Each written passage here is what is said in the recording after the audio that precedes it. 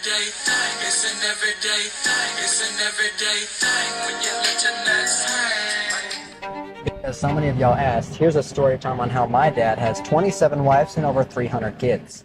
My name is John. My mom is the 25th wife of 27 wives from Paul Kingston. And let me tell you, there was some real shit that went on in this group, and it's about time they are held accountable. If you guys have any questions concerning this group, leave them in the comments and I'll answer them for you. After hearing that my dad has 27 wives and over 300 kids, everyone wants to know, how do the men provide for the women in these groups? The answer is they don't. Most of these women are told to provide for themselves, provide for their kids, and provide for their husband. I've even seen some cases where these men go out to college and they have each of their wives help to pay for their college, so the man doesn't have to pay anything for his schooling. A lot of these girls are told to be on WIC, food stamps, and any government assistance that they can get their hand on. A lot of you might be asking, how is this possible? How does the state not stop it? Most of these people don't have a father on the birth certificate. They make up fake last names. My name, in fact, is a fake last name. When a lot of these kids get to the age of 8 years old, they are expected to start working and help their parents pay the bills, where dad is out doing whatever dad wants to do and doesn't have to cover anything for the bills. These polygamist groups need to be stopped. I've never seen a case where polygamy has worked in a good way.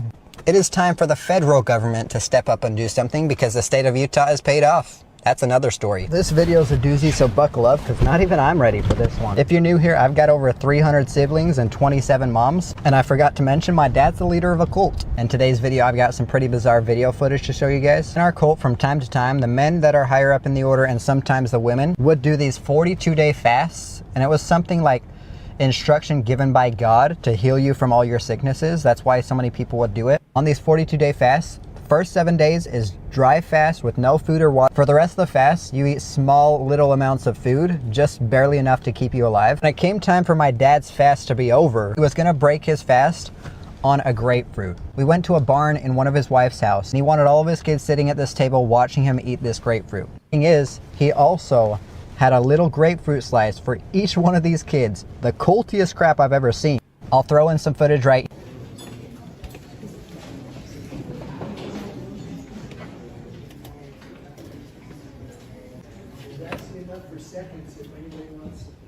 Some of the people were right up next to him trying to film as much as they could because they felt like that was a super special moment because he was breaking his fast and God kept him alive that whole time. I'm not sure why. This is just a little peek into some of the things I've seen in this group. If y'all want to hear more stories, drop a follow over there. I'm going to be posting videos like this all the time. So you guys know how I have over 300 siblings and 27 moms? I have a half brother that has been basically kicked out of his home and he's not allowed to go back home and has been homeless for the past like month and a half, 2 months. He's 20 years old. He's been living on the streets and nobody should be having to be on the streets at that age.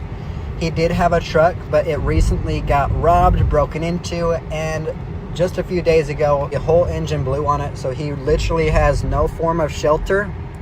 If you guys could spare just $1 or $2, I'm going to put the link to the GoFundMe in my profile. Thank you. I get this question a lot. When did I realize that having 300 siblings and 27 moms was not normal? It probably started off around the age of 11 or 12 when I saw the way my mom was being treated by my dad. I started to pick up on the things he was doing to her that she didn't like, and that's when I really started to question things. I remember one moment, I was walking down the stairs to the basement, and I stopped and had this feeling, and I kind of felt like, I'm really not able to make my own decisions right now. I can't do what I want to do. I kind of went to the headspace where maybe I'm being controlled inside of a video game or something. Maybe somebody outside of my control is controlling the decisions I make. Not fully realizing that just the environment I was in was controlling the things I did. As soon as I left the order, I saw the movie The Truman Show for the first time.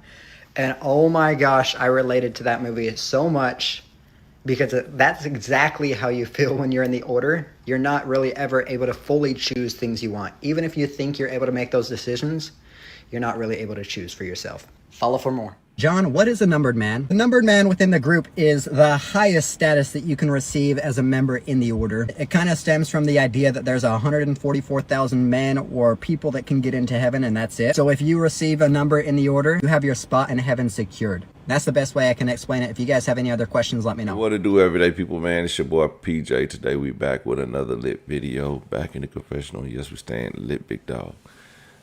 All right, so this is just another addition to the Kingston family that we watched last week sometime on live, and I believe that video is now up on my main YouTube channel, Everyday PJ. This one might go on the late night story PJ or the dating story. I don't know which one. It's not going on my main channel, but you can definitely follow me on my other channels. And if you're watching this on my other channel, thank you for tuning in later time, okay? But yeah, man, I think this is very interesting that he has 300 siblings, and probably some of them are cousins, some of them are aunts, some of them are nephews, just based on the family dynamic that they have, that you could marry your sister and have a nephew, or you can marry your aunt, or you can marry your niece, or it's just gross. That he said 22 moms, something crazy. Wow. I'm not sure how this is legal, but I'm not sure that it's illegal. I'm not sure how it will be illegal, because you kind of have free will when choosing a partner, unless they make incest illegal. But also, I don't know how it's legal, but there are people who don't have the mental capabilities to make decisions sometimes, and they are forced to do things that they probably wouldn't do if they were in the right state of mind, which is what we would consider normal, but anything is normal these days. But at some point, marrying off children and things of that nature should be illegal, but maybe they fall within the guidelines of being legal age,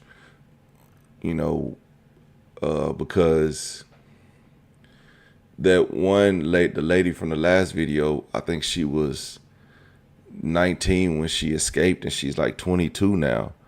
So she was like 16 when she started having children, and was married to her uncle. She was married to her uncle. So I think that, like, somewhere in that it sounds illegal, but maybe within their social construct and their belief system, it's probably a loophole for it to be legal. Crazy situation, but let me know what y'all think about that in the comment section.